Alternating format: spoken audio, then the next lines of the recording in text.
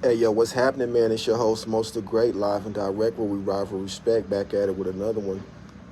And yeah, I had to go put the mask on, man, because unfortunately, I have valley fever. I got diagnosed May 21st. I'm gonna do a whole video on that, but you probably can hear they out there doing that yard work, man. My allergies be going crazy. But your boy got a day off today, man. Master let me off the plantation, man. So I'm gonna be dropping a couple of videos on y'all today, if you don't mind. Hit that like, hit that share, hit that subscribe, and all that good stuff. Or dislike it, whatever the case may be or see. I don't give a you know what I mean? But anyway, today we're gonna talk about shame and how shame is the measure of keeping you in check. It's sort of like a measuring tool to keep you in check. My grandmother, Ella Jean Tillery, rest her soul, used to share these stories with me. And she, had a southern background. I believe she was from St. Louis. And she said that if a teenager, a young girl, or she didn't have to necessarily be a teenager, any woman who got pregnant, but mainly, primarily, young women who got pregnant, if they lived up north, like New York, Rhode Island, whatever the case is up there, they would send them down south. And if they were down south, vice versa, they would send them up north. Because it was a shame in the family that if a woman got pregnant and she wasn't married, they would get shamed. They would be called whores. They would be called all type of stuff, Nowadays, you have the whore culture where it's okay to be a hoe. It's okay to be a thought, a bopper. It's okay to sell cooch, all of that good stuff. I'm not saying whether it's wrong or right. That's for you to decide, I'm just sharing my thoughts on this video about the whole whore culture and shame. Why shame keeps you in line? Why shame keeps you in check? Sometimes you may hear politically correct terms like body shaming, and why it's wrong to shame people for being overweight or whatever the case may be, right?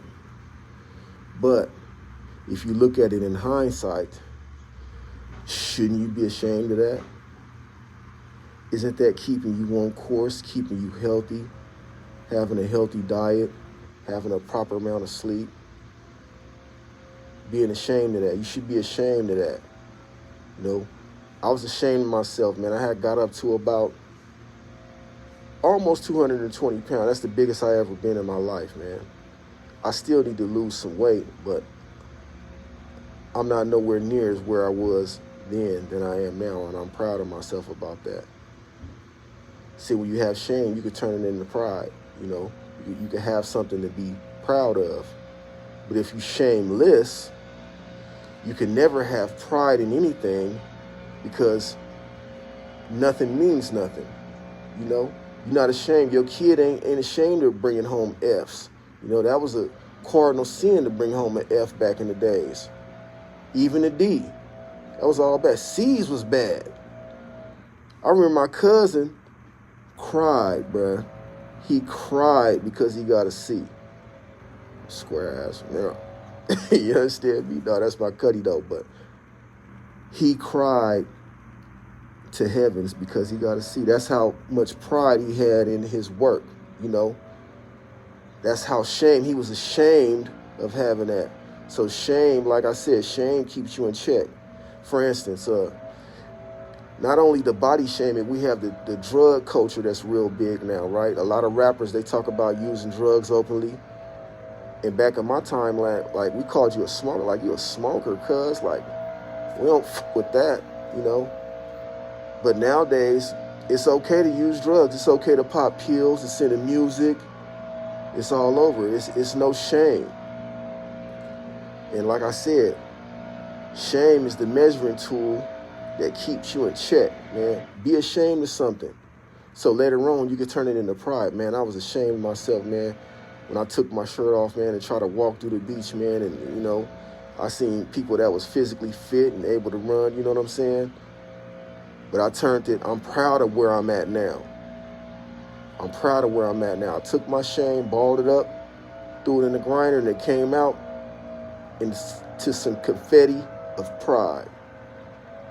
That's what we need to work on as a culture, as a society, man, you know, because a lot of people